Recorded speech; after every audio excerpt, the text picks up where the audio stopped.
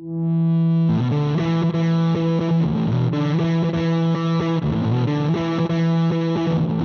and gentlemen, boys and girls, welcome to the episode of Tatami Talk. My name is Juan. This is my partner, Anthony. This is a judo podcast for judo players by two judo players. So, Anthony, how you doing? Really sore. We just finished the randori session. Yep. I need to figure out what to do because I literally wake up and I get ready and just leave the house, and then I'm at the dojo from like 10 all the way to like 4, basically. Mm-hmm. So sometimes if I wake up early enough, I'll buy lunch to have, and I bring stuff, but I don't always bring stuff. I don't always have time to stop. And so there's like this sweet spot. You know how I bring like Japanese bentos and stuff. So I get it from the Japanese supermarket, and there's this sweet spot of timing for me to show up when they were just loading up the shelves with the freshly made stuff. Mm-hmm. If I go too early, they have nothing there. So if I wake up too early, there's nothing there. But if I go too late, then I'm like, I gotta make it to class, and I don't have time to stop by and get something. So I need to figure something out. Maybe just like granola bars and stuff, but it doesn't keep me full. Like this morning I had a shake, and that didn't. I was going to try to see if that would tide me over, but no, I lost energy like halfway through. And so in randori I felt really sluggish because no energy. Well, I was going to say is that, well, in between my class and randori, you could order an Uber Eats or Postmates or the Grubhub or something, deliver something to you. I could. That's a good point. Maybe I'll do that. I try not to use those things because they're overpriced and useless. One, they're overpriced, and two, I think it's kind of they exploit the workers. That's mostly That's mostly what was the reason I try not to use them. I've never ever used Uber before. I don't know if You've never used an Uber? I've never the company Uber. I used Lyft before. I've never ever gave Uber a single dollar before. I don't know.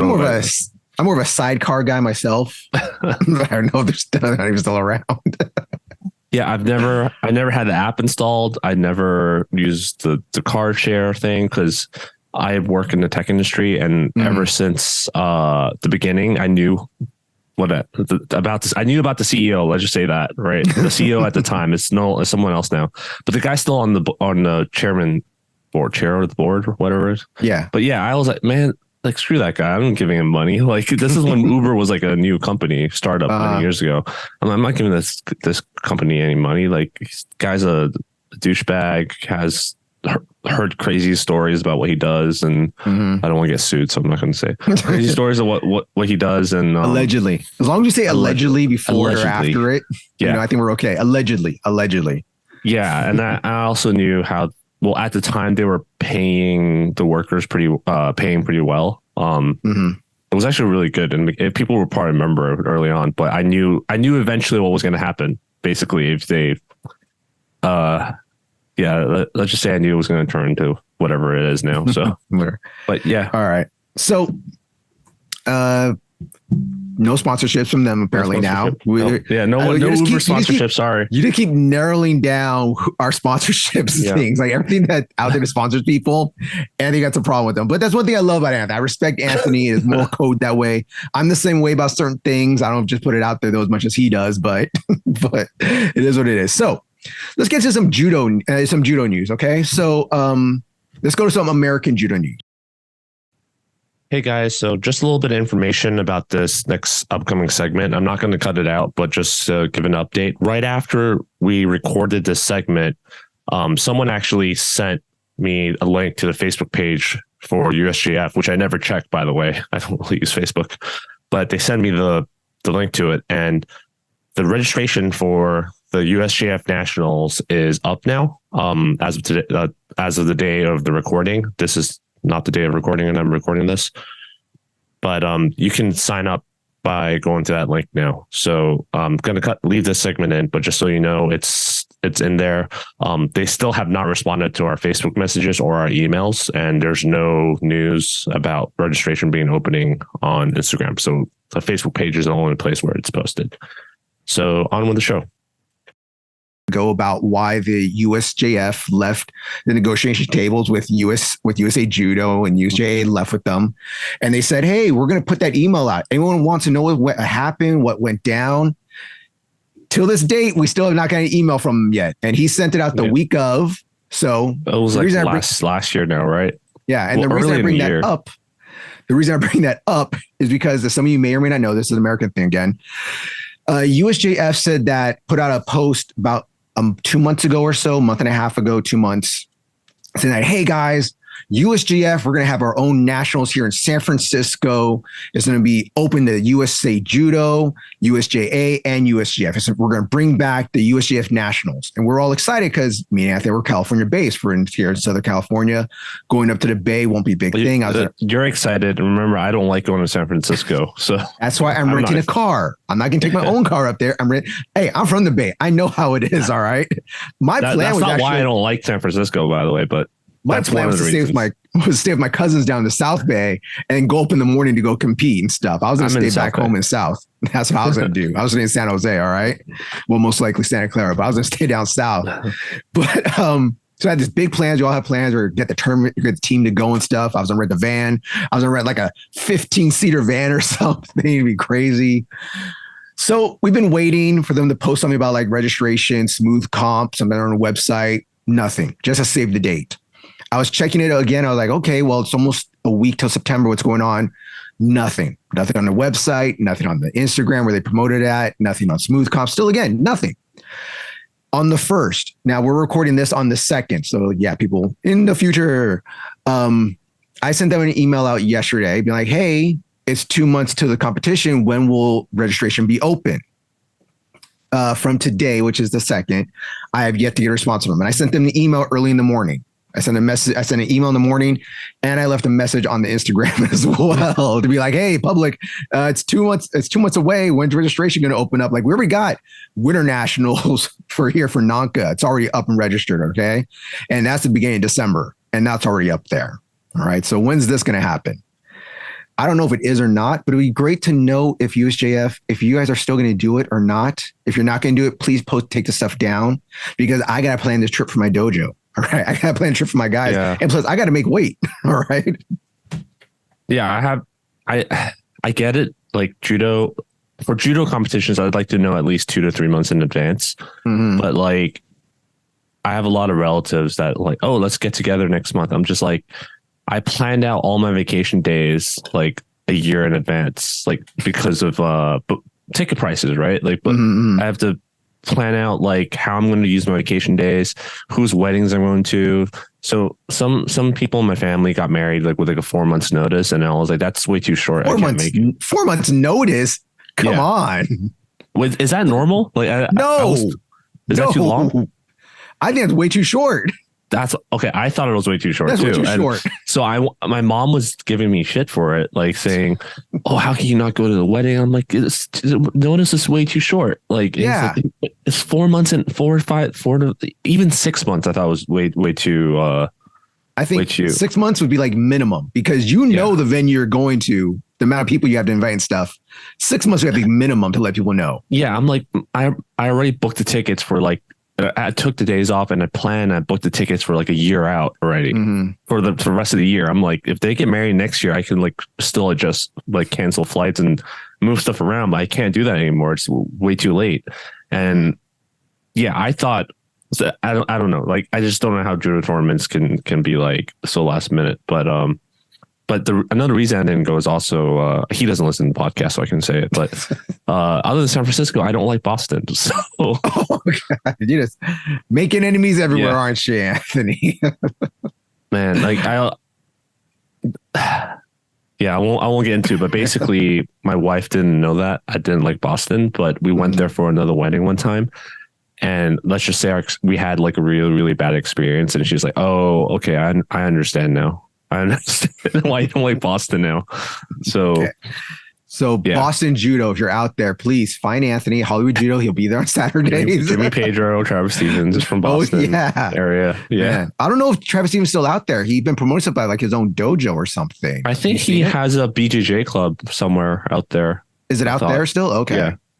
All right. Yeah. But going back to the USJF thing, funny enough, someone just messaged me the other day about one of the listeners about how he got his black belt, and he was like, he's going through the process for the black belt for USJF, and he was like, man, how long did you wait? I'm trying to see. Anyway, it just took forever. All right. It took forever for them to they cash a check apparently really fast. Oh yeah, they'll do that fast. And then they did not respond for a long time. And then finally, when he got a message, they're like, "Oh yeah, you don't have like the right kata and competition paperwork." But apparently, he got it through the Batsugan or something like that. So I don't know. It shouldn't take that long. Like no. I did my Sankyu through USJF, and that took like what, almost a year before I got it. Did it? It almost took a year before I got the official thing back. So that was USJF, and after that, I didn't go through USJF. I got my showdown through USA Judo, which I got in like 2 weeks. So I don't know what's going on with their office, but yeah. Well, I will say this: one of our friends of the dojo, they just got promoted to their 4th dan. I know they had some problems also and they went through USJF, and I'm not just bagging on USJF. We're just talking about some stuff that's happened. Okay. That they also had some problems, but their problem apparently wasn't through USJF. It was mostly through our Yudan Shikai that I guess didn't respond or something. They're waiting on the Yudan Shikai's response to get back to them. It's like, come on, people. Come on. That's why I don't understand why that intermediary step is needed. If you're the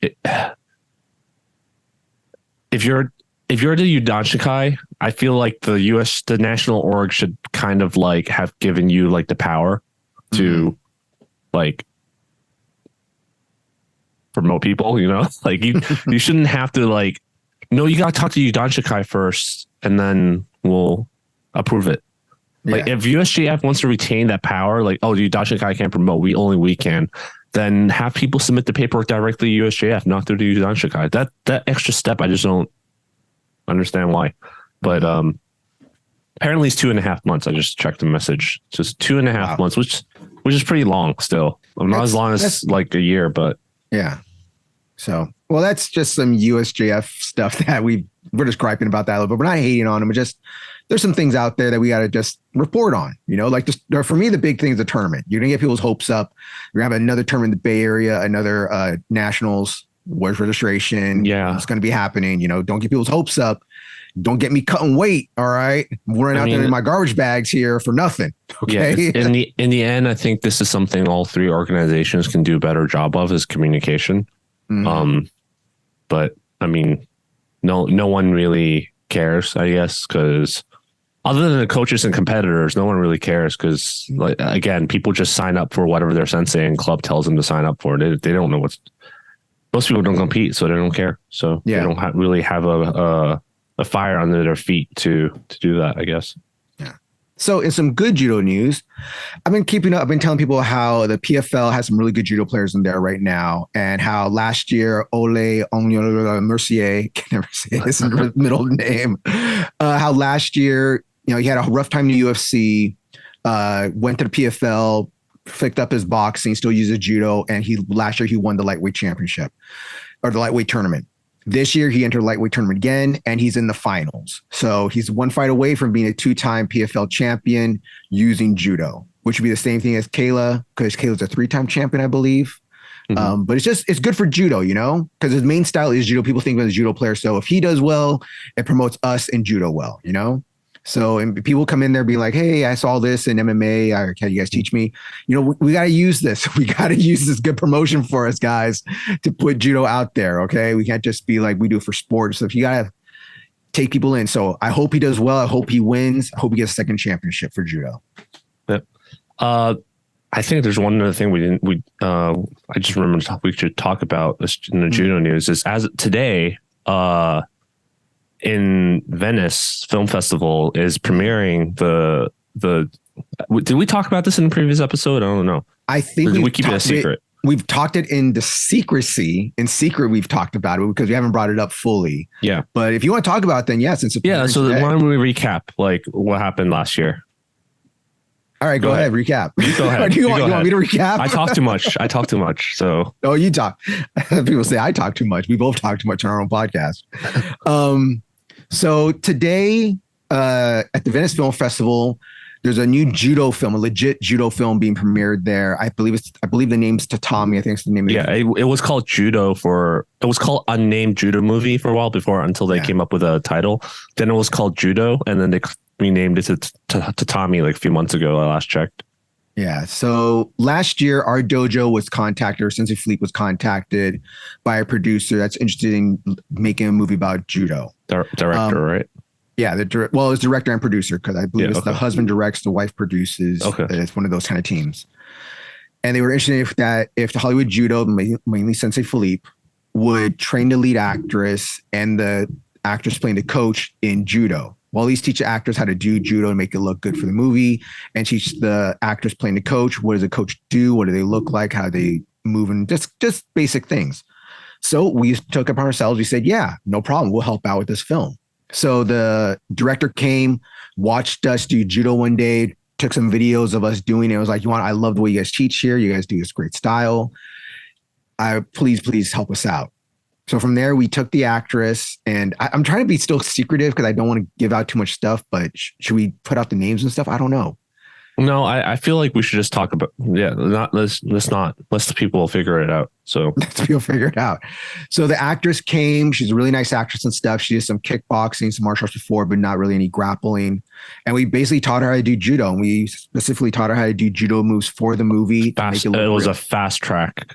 It was very fast track. It was, I think, the whole thing, 2 months, I think the whole thing. Yeah, 2 months, something like that. So yeah, it wasn't like she had a lot of time to train, but she was there like 3 times a week doing this stuff, just private lessons, just her and one other of our ladies training these specific moves to do judo to make it look well for the movie. And that was what we kept talking about. Like, we want to make you do good judo for the movie to make judo look well. Sensei Philippe choreographed the fights too, if I remember correctly. So all the fight scenes, Sensei Philippe choreographed themselves, because that's what we worked on at the dojo. And we didn't want to change anything up, because I know when they went to go film it, the fight choreographer they got for there tried to change some things. And that's he's not even judoka. He was a sambo. Yeah, the sambo guy. He kept changing things, and he sent us the videos. Sent Philippe the videos, and it's like, no, that's not even judo. Like, that's not legal. He can't do that. That's not right. That's not right. Just do what we taught her to do and what we told you guys to do. Okay, if he's a judo quote unquote guy, he says he was, or a sambo guy, then he should be able to have the girls there working with her do what they're supposed to do. Mm-hmm. So either way, it's a very interesting project. Anthony, do you want to explain what this project actually is exactly? Yeah, so they ended up filming in Georgia with the Georgian women's national team, and but what the story is based on. Yeah. But I'm surprised. I think they had a little bit of trouble filming it because it happened right before the World Championships last year. Mm. So they were busy training. They're like, it's hard to film while everyone's preparing for tournaments. But the film is basically about Saeed Mullai's story. Like, if you haven't known, like how he defected from Iran, and he was forced to lose so that he wouldn't have to compete. Not to lose, but not to compete. Like, he threw matches. It just he wasn't allowed to compete against anyone. No, he threw matches. He did. I thought he wasn't allowed to compete. No, he threw matches. Like, I watched it live. I was at the hotel when his coach was frantically looking for him. Mm-hmm. This is in Tokyo. I was there in 2019. The one that you were at. Yeah, I was like, why is that guy like looking for him? And then he was running around the hotel like speaking Persian or something. And then afterwards, I read online saying like Saeed Mullai like defected. I was like, oh, that's what happened. That's why they were looking for him. Yeah. So he first went to when he defected. He first went to Germany for a while. He was training in Germany. Yeah. Yeah. So he went to Germany, and then I think his girlfriend or his wife or fiance, whatever, was there. And then he went to Mongolia. This is not part of the movie, by the way. He just went to Mongolia, and then I guess the culture wasn't a fit. But then from Mongolia, he went to Azerbaijan, which is where he fights for, the country he fights for now. Mm-hmm. But the movie's out. today at the Venice Film Festival, I just did a quick Google search, really positive reviews all around. I think it will premiere here in America in end of this month, I believe, or maybe another couple of months. Don't quote me on it. But the film's also in black and white. So has that kind of style. But and they changed their film from being from a male perspective or having from a male judo player to happening to a female judo player. Yeah. And that was another thing we had to get her used to, like doing judo in the hijab, the headscarf and stuff, which was very tough for her at first. Oh yeah, it was hot too. Damn, I remember that. I'm excited to see the movie. We haven't seen the movie, by the way. We just saw the fights choreographed and knew what the fight scenes were going to look like. But I saw photos of them filming it, the set and everything. I legitimately thought it was like World Championships that they were at, because the set was amazing. It was on the spot.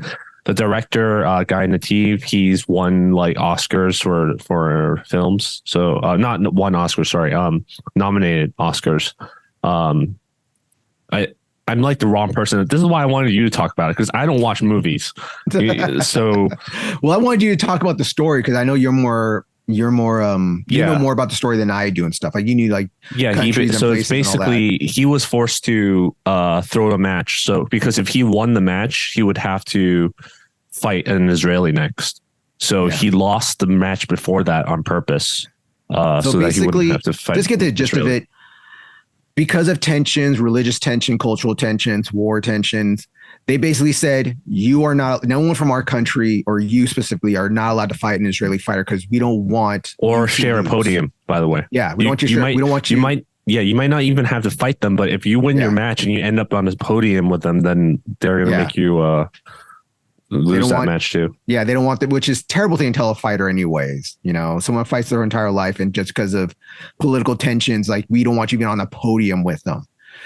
Not to say, like, even if they feel in the finals or the bronze medal match, they have to face them. It was like, we'd rather have you throw the match or not go out there than lose to someone from that country. That's just crazy to me, but that's how it was. And so they decided to take this very interesting story, change up to a woman's perspective from a woman's side now, and make a whole story about it, which is very, very interesting, because it's something that we don't talk about a whole lot about. We were thinking like anybody will fight anybody, but there has to be like certain things like this. Like, I remember a few months ago, we were asking, right. I was asking you Russians, about, like, right? No, it wasn't about the Russians. It was about, like, you want to know what, Anthony? Because we were talking about like good judo countries and certain places and stuff. And like, Anthony, I haven't seen a North Korean judo player in a while. Like, well, that's because of COVID. That's because of COVID. And it's like, well, I'm North Korea. Like, they would always have like at least two good players or something, one or two good players out of their country. Like, I haven't seen a North Korean judo player in years. Specifically. Yeah. But yeah, it's because of COVID. Because they're like, we don't have COVID in our country, but you guys have COVID, so we're not going to let any of our athletes out. That's what they're saying. So, or how you see crazy matches sometimes between Japan and South Korea, or Japan and China, or China and Korea. Like, they have some dog fights out there sometimes because of political and certain things. But just, it's very interesting that the story's being made. It's going to bring some spotlight to judo, maybe bring some stuff to the public that's like, hey, are you really trying to fix matches, or is it really that petty? But I hope this, again, promotes judo, and we need to use this also to bring people in. If you are interested in doing judo, we got to use all the things we can. Yeah, they worked really hard in the movie. Some days she would walk in like back hurting. Remember, like, she had no time to develop like breakfall skills. We had a choreography, and she had to be able to do it by the end of 2 months. So she was taking hard falls. And she was working on her main show. She was working on her main TV on the main show too. Yeah. So she was working and also coming to judo training afterwards. So it's mad props to her for pulling it off. So, and if someone wants to know what her judo master was, because I know there's another actress that was doing scrums for last year for a movie, and she kept saying that her judo master, but they couldn't name who he was. The judo master is Sensei Philippe. The dojo is Hollywood Judo Dojo. So this is legit and real. Okay, this isn't. I'm not taking shots. This isn't a sambo guy teaching her judo. This isn't a BJJ guy teaching her judo. This is judo teaching judo. Yeah, this isn't BJJ brown belts teaching you judo. This is judo black belts teaching you judo. So you know, speaking of John Wick, we're done with this, right? Yeah, we're done with it. Yeah. So I tell you, I binge watch shows when I get sick. So I've been sick really lately. So I finished Sanctuary, which the ending was disappointing, by the way. I just thought the end cut off at the wrong timing. I needed another 2 episodes. And then I watched John Wick 4 finally. Yeah. It was terrible. The movie was so bad. I just could not, like, I wanted to walk. I just wanted to turn it off within the first hour, half hour, I guess. Really? The first half hour of the film, I wanted to turn it off. I'm like, you know what? I'm just going to watch it. Then it just got worse and worse to the point where I started fast forwarding. And I usually fast forward through the story so I could see the fight scenes for most movies, right? Yeah. But in this case, it was the reverse. I fast forwarded through the fight scenes so I could watch the story. Yeah. And the story was pretty bad too, but I want to know what happened. So, but the fight scenes were, man, they were so bad. Like, I know he's getting old, but damn, like, it's really bad. It's not Keanu's problem mostly. Like, the moves he were doing were less dynamic. He's a little slower, which is understandable. But the ukes, like the stunt people, like they weren't good. Like, they were clearly jumping into throws, and like it just looked terrible. I just could not stomach watching those fight scenes. So and it was like, the parts where people three people versus one or something, and then one person goes in and the other guys like circle and waves their hands, pretend to do. Yeah, so they made that really obvious too. I know there's ways of making it less obvious, but in this case it was really obvious. So I will say this. Yeah. The main bad guy they had, the big Spanish dude in the movie, he's a striker. He's not a grappler. So, and I don't remember him doing a whole lot of grappling in the movie, but even though John Wick's because he has a Sambo background, judo background, we expect to see more grappling and stuff. My thing with the movie is that there was a lot more gunplay in this movie than there was before, other than Donnie Yen playing blind again and doing some cool blind stuff. There was no reason for him to be blind. Like, well, yeah, there was. He gave up his eyes to protect his daughter. That's how he got. I didn't even know that. Spoilers. Sorry. Spoilers alert. I did not even know that was the case until at the end when he said it. I was like, oh, okay. Totally couldn't see that, but I don't care because it's like, it just made absolutely no sense. Why couldn't it make him give up a finger or a nose or a hand or something like that? That was more interesting. What do you offer me? So he probably thought that his sight was a big thing to offer. John was offering his ring finger to show for his love for his wife. That's why he offered that. I know. And it's also very, how do you say it? Not believable. Let's just say it. But at first he was like using in the beginning, he was using the tools, and I was like, oh, the sound. Okay, that makes sense. Later on, they're just like, you know what? Fuck it. He's not, just like make it work. He's not blind. Well, no, my thing with, here's pet peeve of mine right here. This is just me as a martial art guy, as a movie guy also. I was getting so fed up with how indestructible everybody is. Yes, the cool thing with John Wick 1, he was getting beat up. He would get cut. He had to go to a doctor. Yeah. He would cauterize his own wounds. That's and the stuff. Other thing. This movie, it's like suddenly everybody has this bulletproof suit from part 2. After part 2, everybody has a bulletproof suit now. Okay. And you can and the whole thing they explain in part, it's so nerdy now. In part 2, when they explain the bulletproof suit, is like, it still hurts. It's not like you suddenly have a shield, like a hard shield up. It is just a bulletproof. It is just a fabric that is bulletproof, so it won't penetrate. It's still supposed to hurt still. Yeah. But John was putting it up like he had a shield sometimes. They're just like deflecting bullets, and suddenly every bad guy has it's that. Like a cloak. Everybody has that. Then they explain in the part 2 again. You have the person, only certain knives could stab through this suit. Yeah.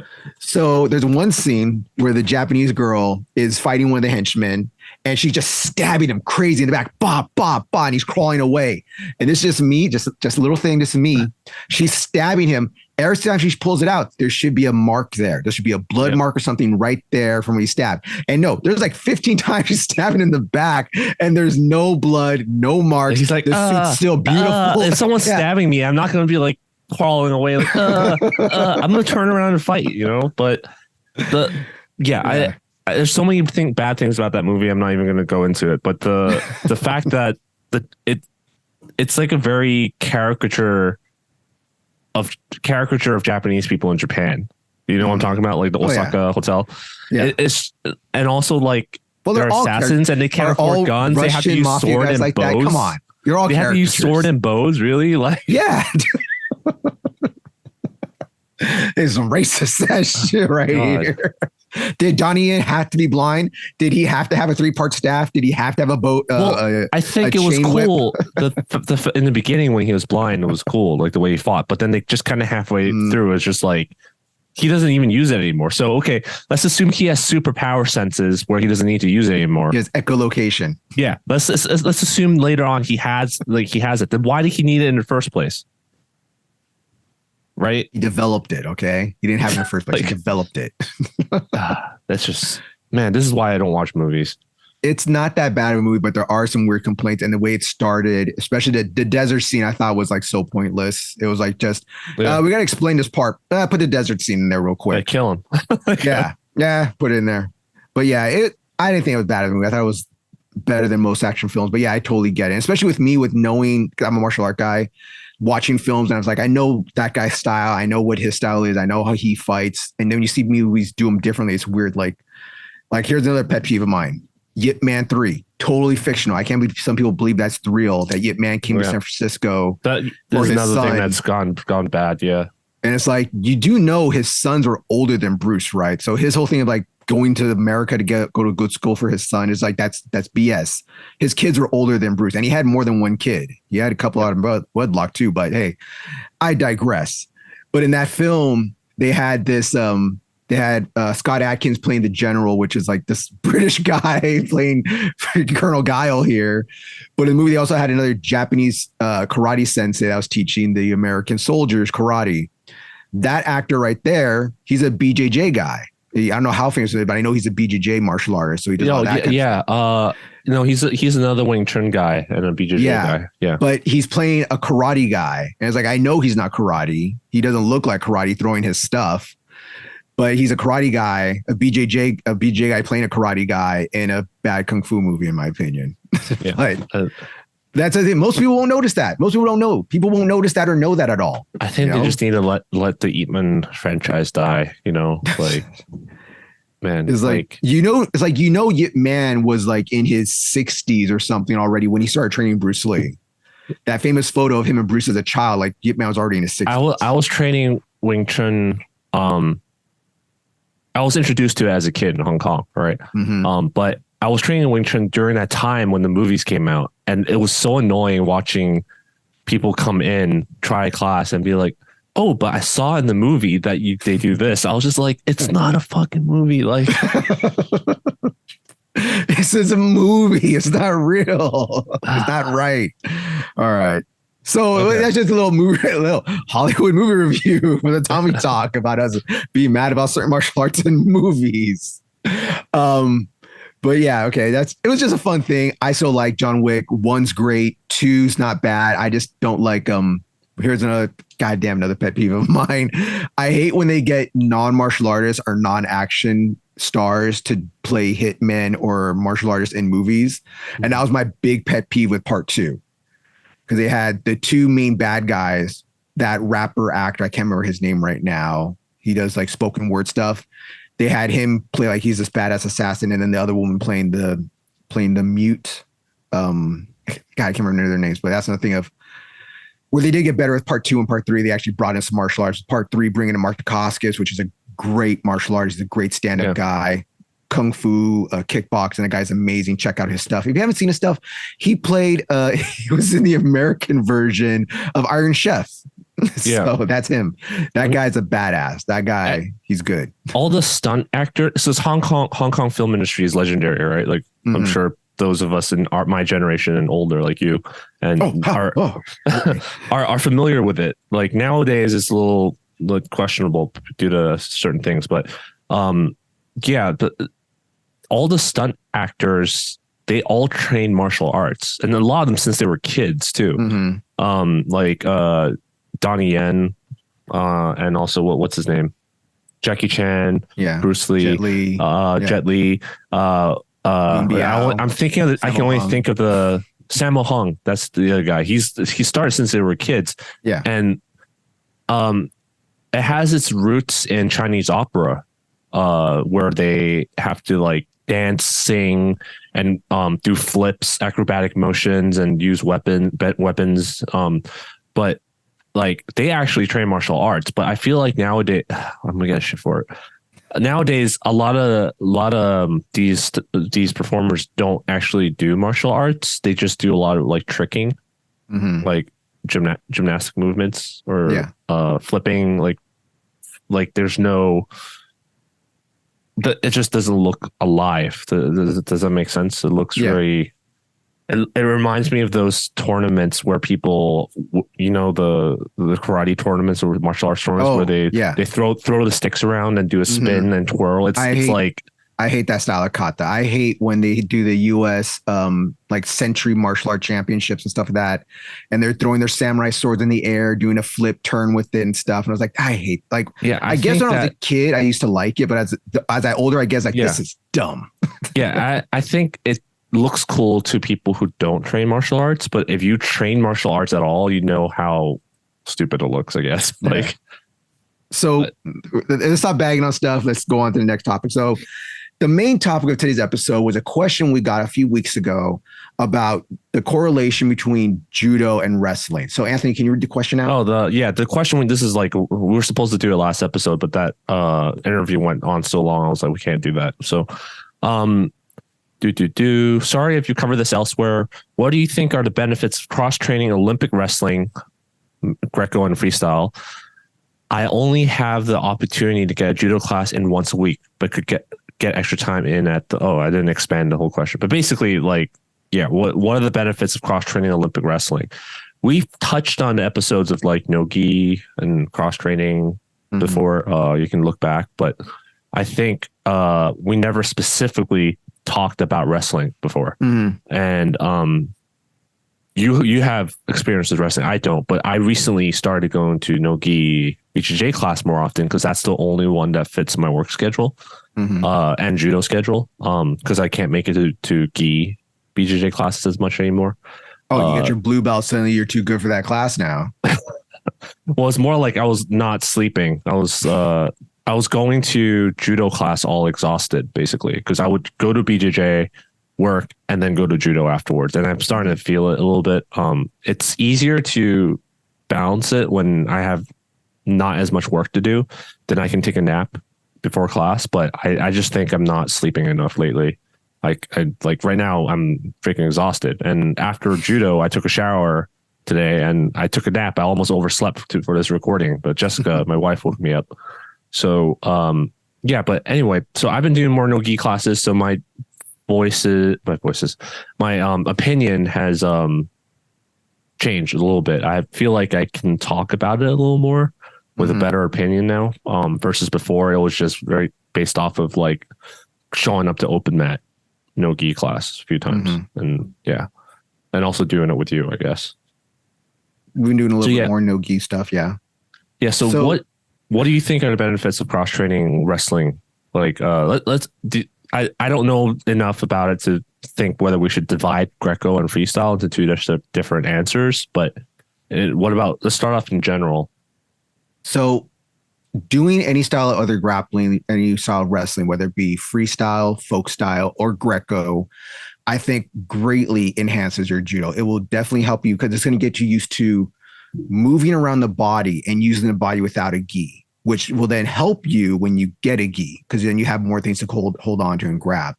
Also, doing when it comes to freestyle and folk style will immensely help you with your newaza, because you're going to learn how to use more body pressure and grabbing the body again in certain ways when you're in newaza. Because I think freestyle and folk style super helps me out. Like when I started doing, I grew up doing wrestling, folk style and freestyle, I grew up doing that. And then when I went to college, I started doing no-gi BJJ. It was super easy to get into that. And then transferring that when I got into judo was even easier. I think the correlation between judo and wrestling is like really good complements of each other. I just think they just work out with our takedowns. There's similar takedowns or things that we do that we can't do anymore. Like we can't do double legs, we can't do single legs, high C, ankle picks and stuff, knee taps. You can't do that anymore, but you can correlate those movements with doing certain other judo moves. Like again, in freestyle and folk style, we have like I don't think they were ever high. Like the leg, most of the leg techniques you're talking about, they were never really high percentage techniques anyway. Though obviously there's like katakuruma and teiguruma. Those are better, higher percentage stuff, which is sad that we lost. But people, it's just weird. Like people always, people are always going to say single, and you always use single and double legs as a reason. Like I can't do single and double. I'm like, out of all the leg grab techniques, you pick the lowest ones. Well, I think that it's always the excuse. It's always the excuse of, well, if I could double leg you, well, if I could single leg you, well, if I could get an ankle pick on you, then you'd not know what to do. Well, if I could do this, always what's not available is always, oh, well, that was my golden sword right there. That was my golden dagger. That was my thing that I used all the time to get people with. Like, well, how about you use judo then? But again, like there's certain moves that we go back to seeing, like a fireman carries, kataguruma and stuff.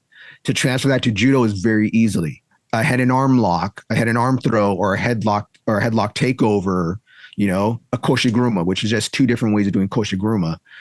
Very easily transferable.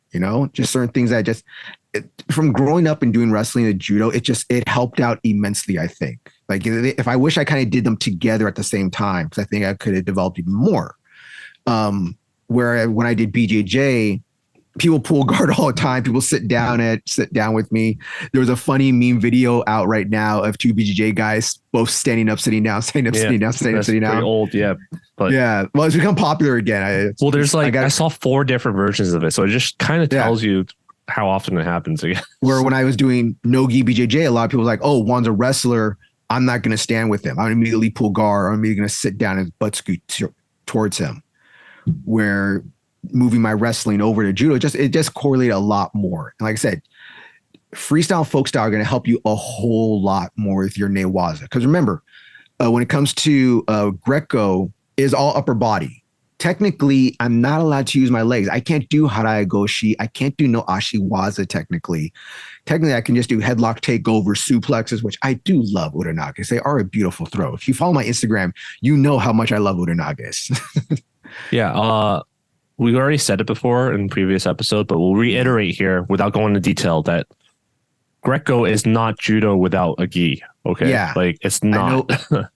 A lot of people say that they'll be like, "Oh, well, you're just wrestling without a gi." No, there is. As someone that grew up wrestling and loves judo, you can't even sweep the legs. Yeah, so you can't touch a lower body at all. It is all just body lock throws, arm throws, head throws. It is all that. You cannot touch the leg. Yeah, so if judo gets rid of like any sort of leg sweeps, then I think you can have a better argument saying like, okay, Greco is just judo without a gi at that point. But you can't even technically you can't do taitoshi. Okay, yeah. You can't do taitoshi. You can't do harai goshi. You can't do uchimata. Okay. I can just do koshiguruma, uranage, different version of koshiguruma is a body lock takeover. Like there's just, I know people they see the outside of it and want to say it's so similar or so it's not. It's you need to do it, actually do it to feel and see the difference. Like watch real Olympic wrestling. Okay. I'm not going to bag on people, but don't just watch some local gyms like, oh yeah, we do Greco here. Like, no, watch some actual Olympic wrestling. Okay. Some international wrestling. So let's talk about Greco next. So we were talking about leg grabs, right? And so how would training Greco benefit how about your judo? Yeah. Now to me, because we just said it's not a lot of stuff you can't do, right? Yeah. It's going to restrain you, but what you're going to do is you're going to get that Greco like body lock strength, okay, which in judo terms, Mongolian grips. Okay, what a lot of people say, if I can do Mongolian grips, okay, or a Georgian grip, is like, yeah, they get that from Greco. A lot of them cross-training Greco, so they like to get that body lock grip on you.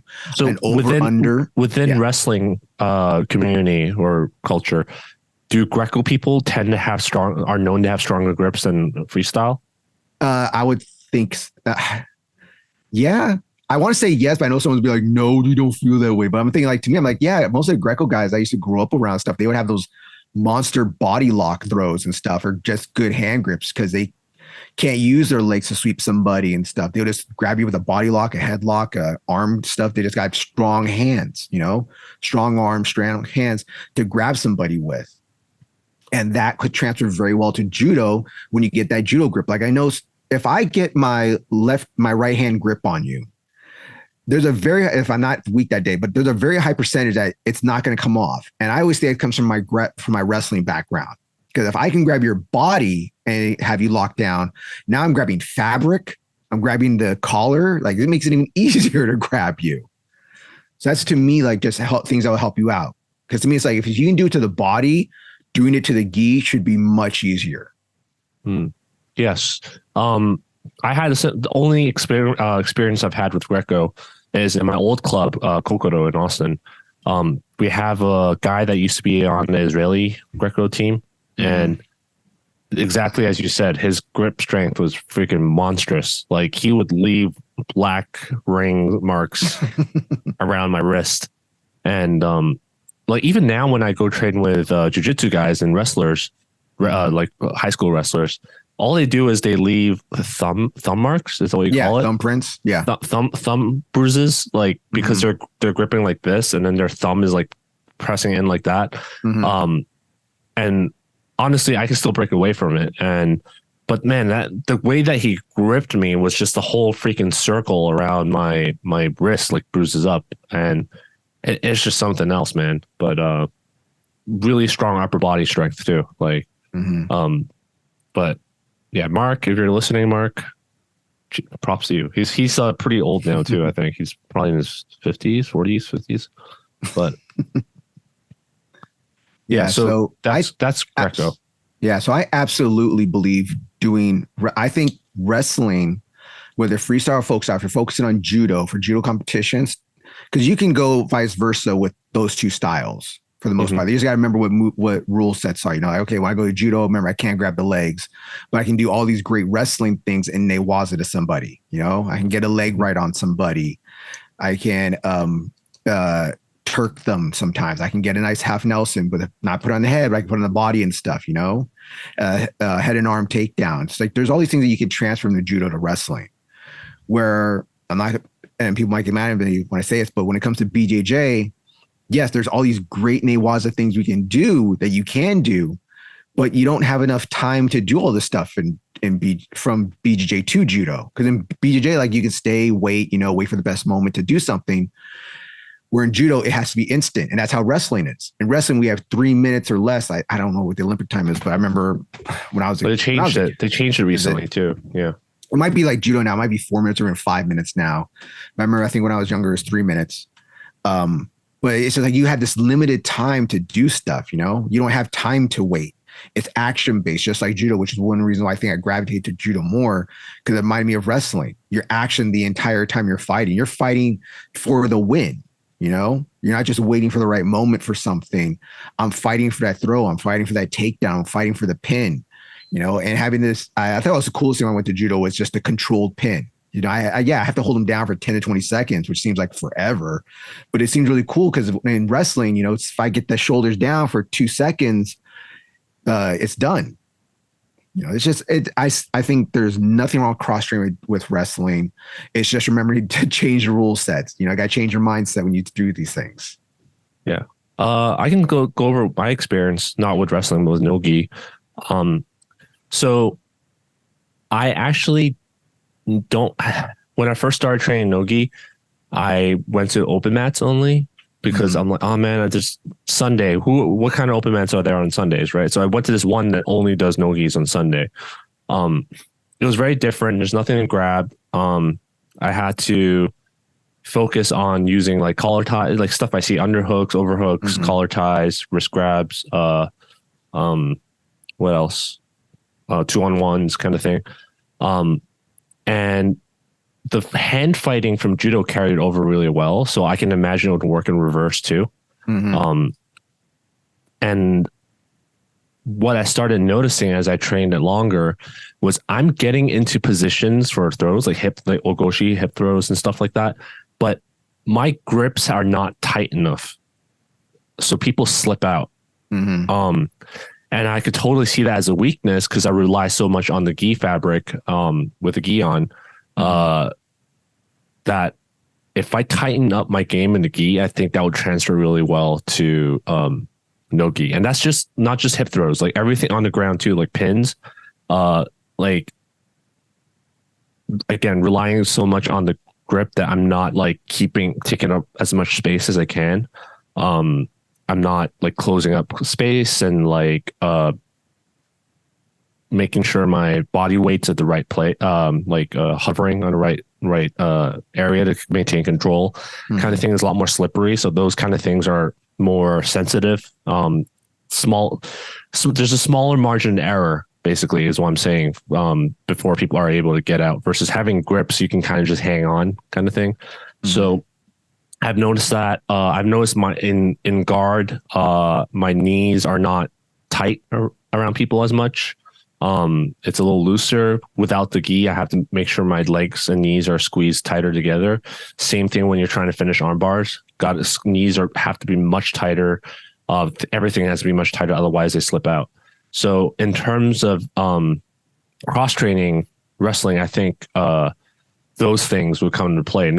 Obviously not on the ground, like armbar aspects, right? But in terms of getting in close and making sure your grip and your hips and everything are tighter, so it's harder for the other person to get out of the throw. I think there's a transfer onto that. Because you have to remember, there's no submissions in wrestling, freestyle, folk style, Greco. There's technically no submissions. So the pin is what you're ultimately getting for. Now you can do pressurized stuff that's going to cause pain and be mean. Like we all know, a good head and arm kesekatame can turn into a beautiful neck crank after a while, or holding your arm certain directions. Like it's not an arm bar technically, but it's an arm bar. You know, there's certain things you can do, which I think for me transferred well into judo for my control for newaza. Yeah. With that said, though, I don't believe that if you had the option of, let's say, like you had the option of going to another judo class or BJJ class and going to a wrestling class, I would pick the other two options over the wrestling option. Like I definitely think there's benefit, like better than not training at all, right? Because the question was whether it would be any benefit because there's a wrestling class nearby. In terms of for your judo, not even sports judo, let's just say judo skill and aspect, I think there's benefit. But obviously, because some people for some reason thinks like, oh, judo has this weakness, so I need to go cross train something to make up for it, kind of thing. Kind of like what do you call it? Judo doesn't have strike, so I'm going to go. I know there's a temiwaza, but judo doesn't practice striking, so I need to go train Muay Thai to make up for it. But like the Muay Thai is not going to help your judo, right? Yeah. So in the same vein, Muay Thai also has grappling. I don't know if people don't know, like clinching is grappling, and a lot of the clinching, like the inside position, breaking posture, destroying the base, all that stuff is in Muay Thai and taught too. Also in Wing Chun, by the way. So there is stuff to carry over, but it's like if you haven't, it's something you would do if you have extra time. It's not something I would be like, I need to fill in the gaps with judo, so I'm gonna go cross train wrestling. Like that's totally like the wrong aspect to it.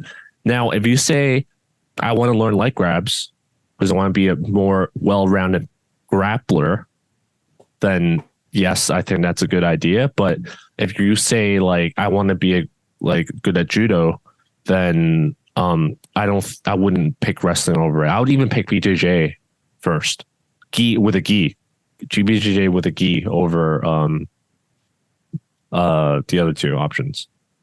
But the benefits I said about more control, that kind of stuff, it's definitely a benefit. But I think the benefit you get from training with the gi, because it offers you all those variabilities and grips as things that you do more often, that is more valuable than just saying, oh, I want to improve my control with these lesser grips that don't happen. Like there's only a few grips you can do with a no gi, right? Versus with a gi, there's so many options. So it's better to develop a better gi game than a no gi game if you want to improve your judo.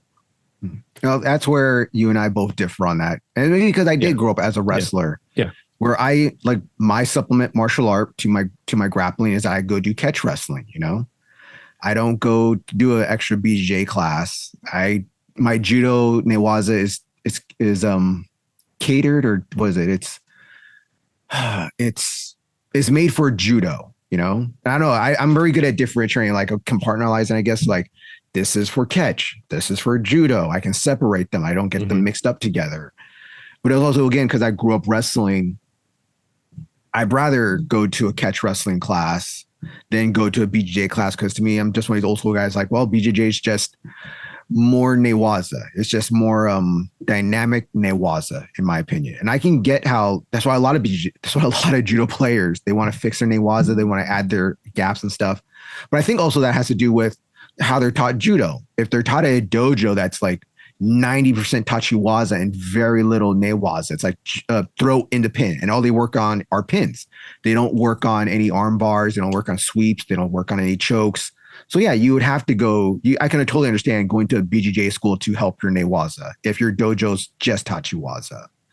With us, I think what we teach is very like 60-40 or even like 75-25. We teach a lot of newaza. We teach a lot more newaza than most places do. Yeah, I get told that a lot, and people are surprised. Yeah.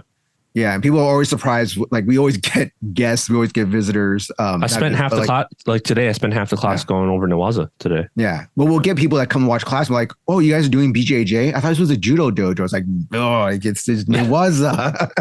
This isn't BJJ. This is newaza.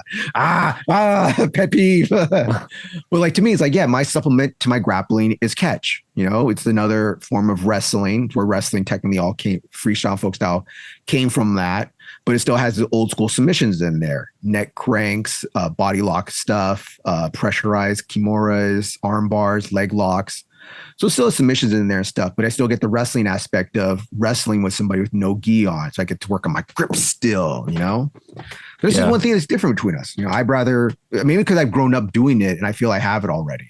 But I would say, to me, I would say, why not? Try it out, see how you like it. And to me, it will help if it doesn't help your tachiwaza, it will definitely help your newaza to control somebody.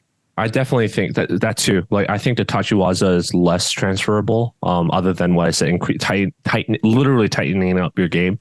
Newaza more transferable, but to be honest, if I had a wrestling class nearby, I know it's conflicting with my own advice I just gave, but if I had a wrestling class for adults nearby, I would do that over BJJ. No gi BJJ to be specific, because I never experienced it. And my goal is to be a more well-rounded grappler.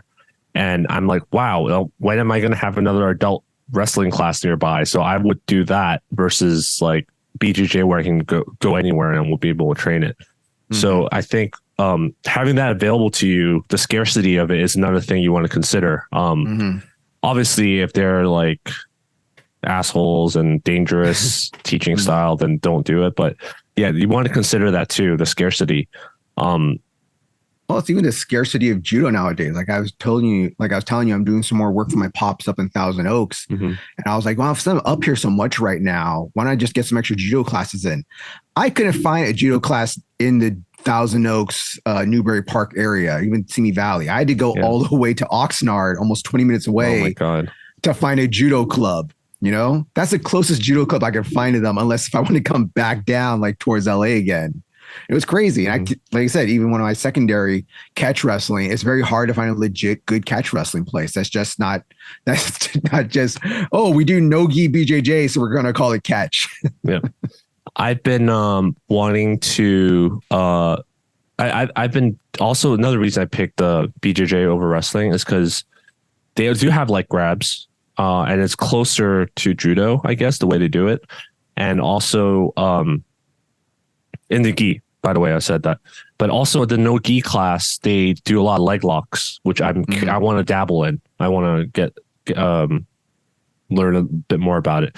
I didn't know until recently that leg locks are not as common in the gi, especially in teaching it is not very common.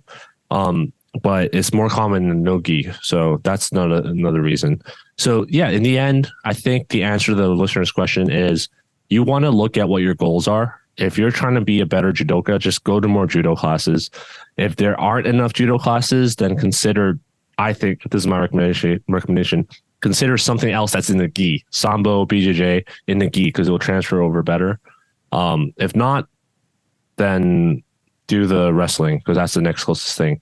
If you want to be a more well-rounded grappler, wrestling is freaking amazing, man. Like, I now, because of tightening the game thing that I talked about, I now understand why when I go with grapplers, like they never gas out because of like their conditioning, but also they have to be constantly like in control. Otherwise, people are gonna slip away. So I now know why. Like, I don't want to use the word spazzy, but it feels that way. It feels that way initially, but it's controlled. It's controlled, but they're very like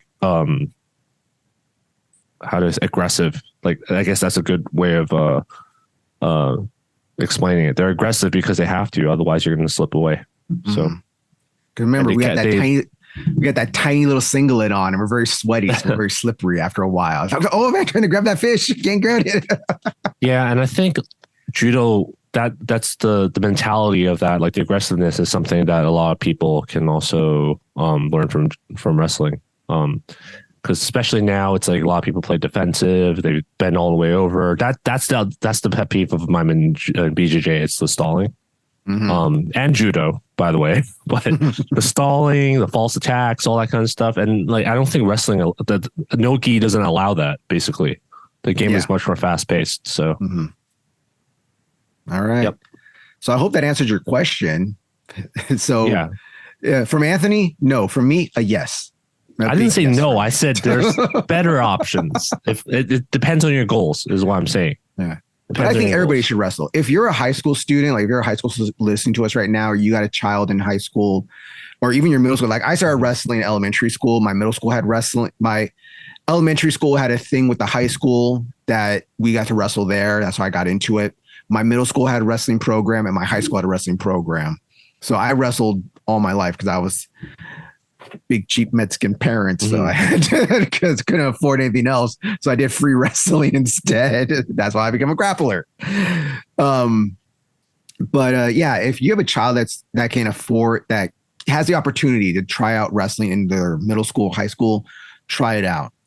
Try it out. It's free, it's fun, and if you do judo, you already know how to fall, because in wrestling, I'm not going to teach you how to fall. So you should be good out there. That's my pet peeve about wrestling. But you just gotta take it. Remember, I told you I showed up to a wrestling class one day when I was traveling. No, and they were teaching kids. I was wrestling in a BJJ club, and these kids' heads were bouncing off the floor. Like, they were slamming, they were hitting the floor pretty hard.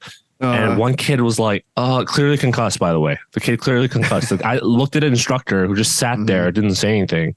And then he got up, continued, class ended. And then he was like, guys, just so you know, we got to be able to tell the difference between an owie and an injury. And I was like, the kid's head was bouncing off the mat for the last half an hour, and he had one large bad fall, and that's what you're going to say. So that's one thing my high school wrestling coach say to us all the time. Is it an owie or an injury? What's the difference? An owie, you can still practice. An injury, we got to go to the hospital. Which one is it?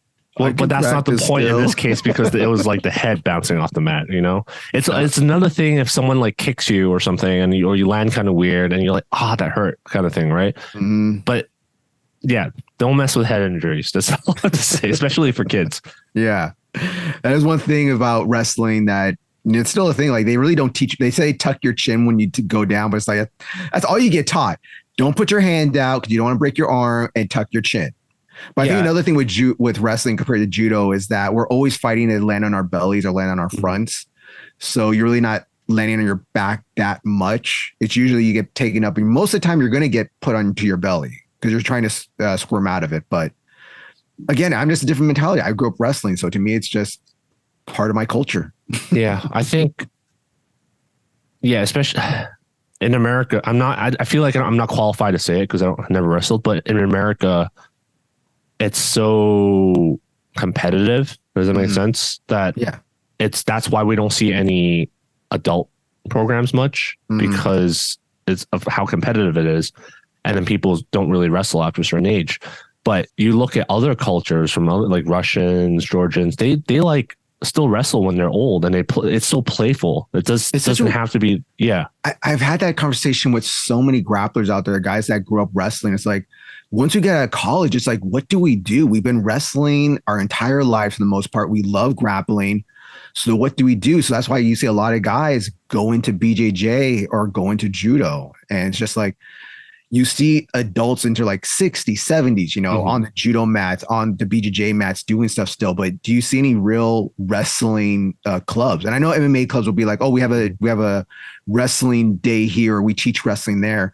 But it's wrestling for MMA, which is almost like a third version of like freestyle, folk style. And you got wrestling for MMA style, which is different, you know, which you use a lot of cage stuff. I see people do, and I see a lot of bad techniques, things that you get away with in MMA that you wouldn't get away with in freestyle or folk style usually. Yeah, I've seen a lot of Eastern European people like play fight, especially at those Instagram videos you see at work, you know, like people taking a break and they're just wrestling. Like they're just pummeling, like ankle picking, like they're not like slamming, they're not going 100 miles an hour, like, you know, like it doesn't look like an NCAA finals thing. You know? So they're just kind of like, it's playful wrestling. It's just play wrestling.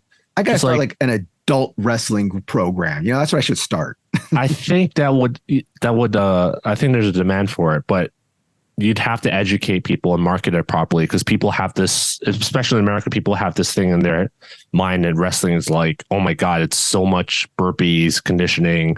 I'm going to throw up in the middle of class. I'm going to tear my knees. We had a guy today in class throw up after 2 rounds. Come on. But he hasn't done judo in a while, but there's that whole thing, like the whole mentality around wrestling. It's like, oh, there's like in shape and then there's like wrestling shape. But like, yes, that's true. But then that's also why it doesn't have to be like that, you know, like,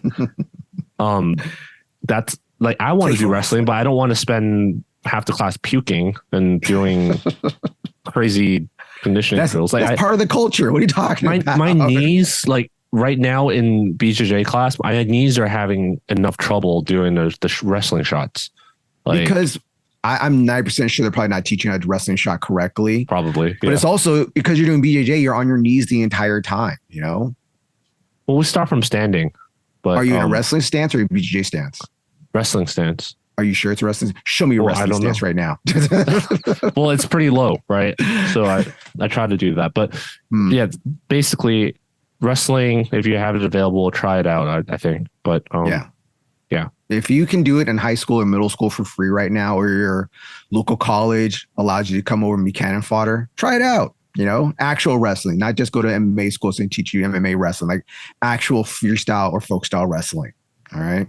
Or Greco, try out Greco to see how different it is. Like if you're a judo player, or I want to try Greco, or if you think that, oh, well, Greco is just like judo. No, it ain't. Yeah, I don't know how people make claims like that without ever trying it. Because they think that it's just throwing. All throwing is the same, right? Throwing. It's similar to like the leg grabs thing we talked about, like judo. Like, like, oh, if only I can do double legs, then you'd be screwed. You'd be fucked. Yeah. Like, yeah, okay, but have you tried it? Like, yeah, have you tried? I'll let people, when they talk like that, I'll be like, okay, go ahead, grab my leg, grab a single, go ahead, grab a single. I don't uchimata them or throw them with something. Yeah, I've done that so many times. There's so many people. But all right, so is there anything else you want to talk about between wrestling and grappling and judo? No. No. Yeah. Check out the film, like we said. Hopefully there are answers. I love wrestling, by the way. Again, it's just not very accessible. So accessible. Yeah. You see me 4 times a week. We're a judo club. We're not a wrestling club. Very true. Very, very true. All right. So please, everybody, please remember to like, share, and subscribe. If you want to hit me up, you can hit me up at _Juan at Instagram. You can hit up Anthony on Instagram at Anthony Throws. You want to follow us on Instagram, you can follow us easily. It's at Tatami Talk. You want to follow us on YouTube, it's Tatami Talk as well. You want to send us an email like today's viewer question, we talk about wrestling, you send it to tatamitalk@gmail.com. And I always forget this one. Remember the threads. I know threads has gone down. We ain't going on X, but we on threads. All right. All right. Oh, and if you're interested in coming to Hollywood Judo, also we revamped our website. Then now you can sign up and pay. You can pay for the entire month. You can go on auto pay on there, and you also just pay per class with the $10 mat fee. All set up there for you. So before you even come, you can be all ready to go. All right, Anthony, anything I'm forgetting? No, good. All right. So with that, don't forget to wear a wrestling singlet. and ear guards. I get. Is that what they call it? Ear pads, ear guards, ear muffs. Wrestling headgear. Headgear. There we go. Yeah, don't forget it. And then slap the mat. Yeah, not in wrestling though. All right.